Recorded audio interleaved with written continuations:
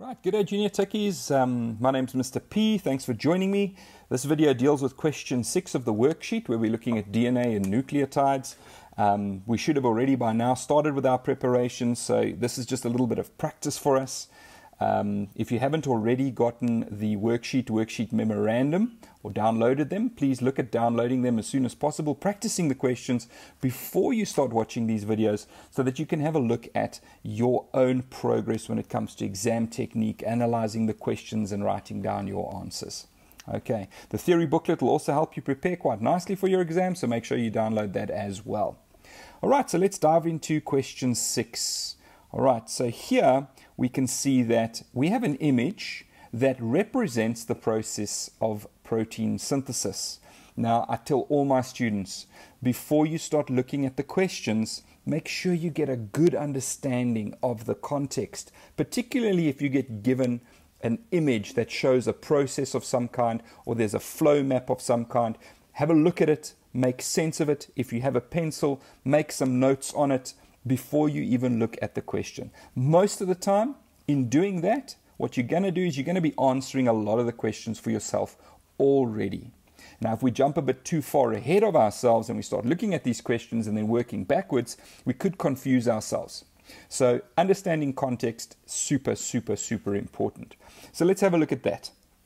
Okay, so here we can see there are two parts to this. I've got one flow from what looks like my nucleus into the cytoplasm of my cell. We know that it represents protein synthesis, and if I know my work well, protein synthesis involves two processes, transcription and translation. So there are my two processes. There's a process A happening inside the nucleus and process B where the mRNA strand, which isn't labeled there, moves out of the nucleus into the cytoplasm to organelle C, and the resulting product here is a protein, okay, or a polypeptide. You can see it labeled over there right at the bottom. Okay, so let's have a look. Here we've got the first part of my process 1 or process A, where my DNA strand, and we can see it's a DNA double helix, and the arrow points to a DNA template. Now there we can see there's one strand of DNA. All right, there's one strand of DNA. So are we talking about DNA replication? No, definitely not, because here one strand is acting as a template to produce my mRNA strand. All right, and we can see the process A occurs and I end up with that one strand, and we can sort of see the little bases sticking up over here. So we know that what we have here is an mRNA strand that has to leave the nucleus. All right, mRNA, and that's going to move out into the cytoplasm. What's going to happen then is I'm going to have my mRNA bind to organelle C, so we can see this process is unfolding. I'm understanding my diagram, bonding to organelle C. Now in the back of your mind you should already be thinking, what is organelle C? Could be the ribosome, all right, because in protein synthesis it involves the ribosome. And then I've got tRNA molecules over there, transfer RNA molecules, which have a very specific anticodon, also carrying an amino acid, and they're going to find themselves at a very specific point on this sequence on the mRNA strand, and the ribosome is going to help put those amino acids together. All right, and we can see that this is going to result in my protein. So I should have a good context, right? My context now, I'm confident. All right, I know exactly what's going on in this image. So now let's look at the questions. Here we can see we've got 3 questions. Question 6.1 is 2 sub-questions, which looks pretty straightforward. I've got a total of 9 marks for this question over here. So let's make sure we get full 9 marks, or the full 9 marks here, so that we can be very confident in our performance. Right, so it asks us to name the processes A and B. Now the process in protein synthesis that takes place inside the nucleus is transcription. So my mRNA strand is formed through transcription. So there's my process A. If we look at B, process B tRNAs, bringing the amino acids to the amino acid, to the mRNA strand that's bound to the ribosome. There I've got translation. So now that mRNA strand is being translated. Okay, brilliant. 6.2, name the organelle labeled C. So it asks us for something specific. It's not a process. It is an organelle, which means that it is a functioning part inside the cytoplasm of the cell, and that can only be my ribosome in protein synthesis. 6.3, very, very nice. Explain how the mRNA is made from DNA in the process identified as process A above. Now, nowhere in this question has it told me that process A is transcription. So in question 3, I need to make sure I identify the process A as transcription. So that is very, very important.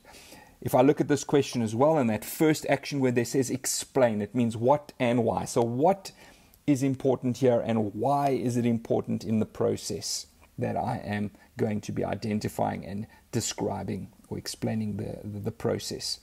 All right, mRNA to DNA, process A, we know that it's transcription, so we need to identify it as transcription first. And then if we're talking about how it is made, obviously this is a sequential process. It starts at one point and it's going to end with obviously my final product, which is that protein at the end of it. So I've got the flow diagram here that's been labeled for me.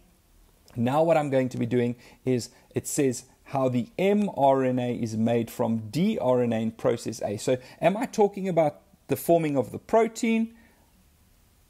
No, I'm forming the mRNA strand. So this process of transcription involves the RNA nucleotides of the nucleoplasm. What's going to happen is they arrange themselves complementary to the DNA bases on the template strand or the DNA template. You can see the DNA template is labeled here for us already, so we need to identify that as being the part of the DNA molecule that is acting as the template.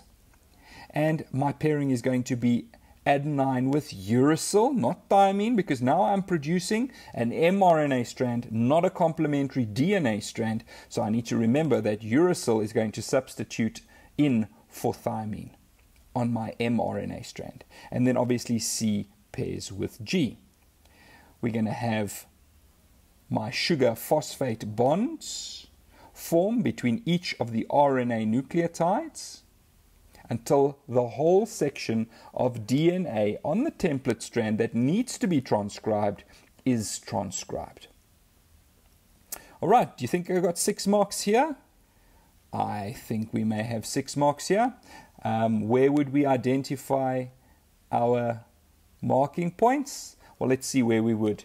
Now, we know we've identified transcription because it asks about process A. And in my opinion, this will probably be your compulsory mark. So that'll be 1 mark that you actually have to get full marks, 6 out of 6 here. If you leave out the word transcription as the process, you may only get 5 out of 6. Okay, here we refer to RNA nucleotides, so that's another one, and they're arranging themselves complementary to the DNA bases, and here we are saying what that is. Okay.